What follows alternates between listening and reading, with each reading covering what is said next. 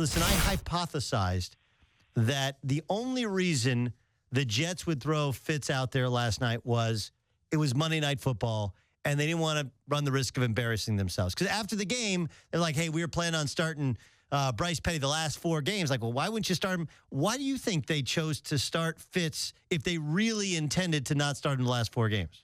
Yeah, Doug, that one, I didn't quite get that one. I mean, head coaches typically, they put the guy out there that gives them the best chance to win. And, and right now, in my opinion, this has nothing to do with the future, but right now I think that's Ryan Fitzpatrick. So it would be clear to me why you would play Ryan right now, because obviously you need some wins.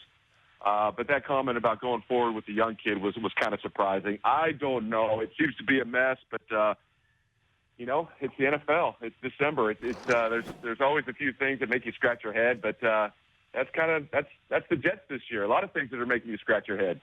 Okay, so let me ask you from the other side, from again quarterback to quarterback sort of perspective. You watched Andrew Luck. What's your assessment of how he's playing? Well, obviously, Monday night he was impressive. 4 touchdown passes. I think he got close to 300 yards. I don't know his exact numbers, but Andrew is, we've been saying for a long time, one of the best young quarterbacks in the NFL, and I watch him, and he has moments where he just looks like an elite quarterback, and there are other times when he looks average, and he has his team, in the running for the AFC South division crown, and so, you don't know what you're going to get. I think he's pretty good. Obviously, he's going to be around for a long time. He has some very good moments, and he is a good NFL quarterback.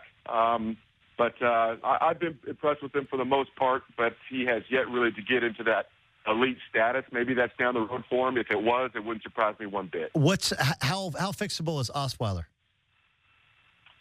I think it's early on Osweiler. I think the Texans fans are their expectations were very high. He got a big contract, but many times just because you get a big contract, the production doesn't always match that. The market for quarterbacks that are available, it's up there. It's you're going to pay a lot of money for that position. But I think he's still a young player. Yeah, he doesn't have a lot of reps. He doesn't have a lot of games. Right now, he's struggling. I think the Texans fans are probably frustrated in that. But to me, it's too early. He could turn out to be something special. You mentioned Alex Smith. It took time for Alex Smith. He's playing good football now, and maybe Brock Osweiler, if he continues to get good people around him and he gets in that system longer, maybe he turns into something. But right now, I think most people would say he's a disappointment. Were you as down on Aaron Rodgers as some in the business were? Not that Aaron Rodgers was bad, but that he suddenly had lost whatever separated him from so many other quarterbacks.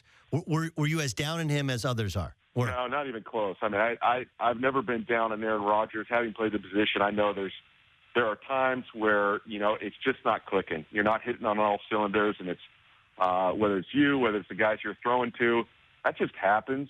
But he's certainly playing good football right now. Last 6 or 7 games, he's been Aaron Rodgers. He's one of the best in the business, and even a bad day for Aaron Rodgers, Doug, is better statistically than most guys in this league. I don't think there's a problem or a concern there going forward.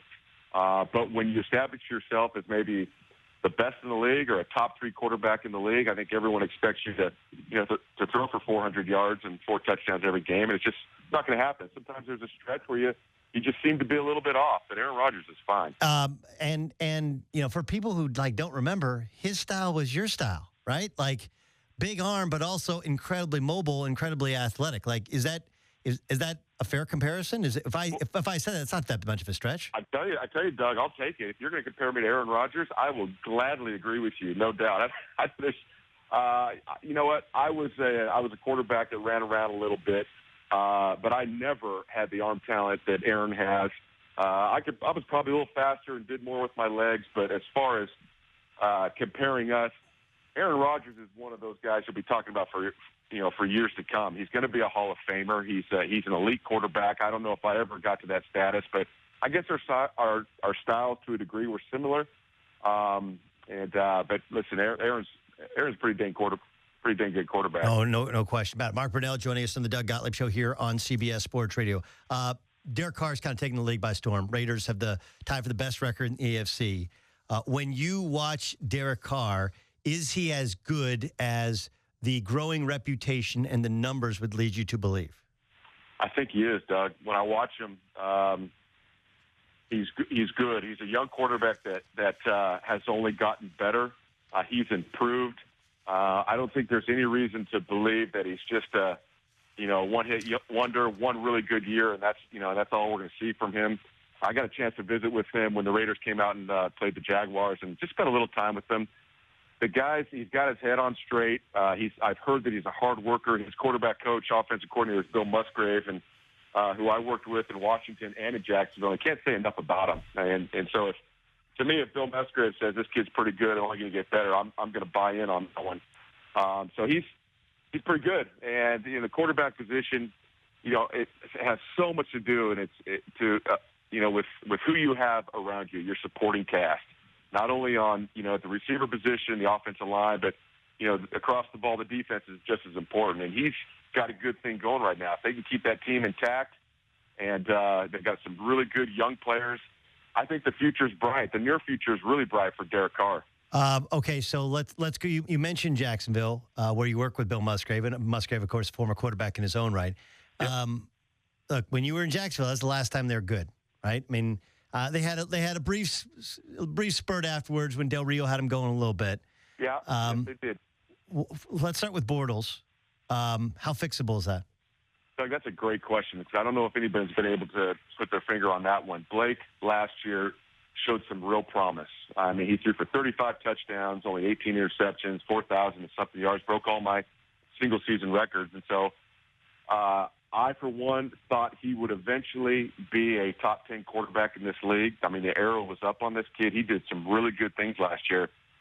And, Doug, this year, he's not the same kid. The supporting cast around him this year is better. Defensively, the Jaguars are number 4 on defense in the NFL. His receivers are a year older. Marquise Lee has come on. The line's better. And it's really the problem it's been Blake Bortles turning the ball over. I think he's got 19, maybe 20 turnovers right now between interceptions and fumbles. And he's struggling. He's pressing. He's trying to do too much instead of just going out there and relaxing and playing good football. Is he fixable? You know what? Yeah, I think just about everybody's fixable. A new environment. I'm not saying a new team, but perhaps a new coaching staff, a couple other weapons around him. Maybe, he could turn this thing around. But this year, he has certainly regressed. Okay, so is Tom Coughlin the guy to fix him? I mean, we've seen Adam Gase, we've seen quarterback gurus come in and try and fix quarterbacks, and it seems to be working fairly well in Miami. We've seen Dirk Cutter kind of fix what's going on in Tampa. Cutter was the offensive coordinator, he was already there. You want to maintain that kind of consistency. If they were to make a move or even just make an addition, is Coughlin a guy who should be involved somewhere atop that organization in order to help fix this thing? When his name got mentioned about a month ago about coming back to Jacksonville, it was all hearsay, just rumor. That thing it seemed to have taken on it's got some traction now. And so that's a question only Shad Khan can answer as far as if Tom Coughlin gets the opportunity to come back, whether it's a GM or a consultant, coach. I don't know what that is, but I do know this. Tom Coughlin, in any situation, can come in and fix a player, a team, an organization. He's done it in 2 different places. He's a future Hall of Fame coach. He's won 2 Super Bowls. He did very good things in Jacksonville. He knows what it's supposed to look like, and he'll put the right people in place to make sure it gets done. I got a lot of confidence in Tom, his ability to just come in and win. So perhaps he would be a good candidate for Jacksonville. But wherever he goes, he's gonna find success.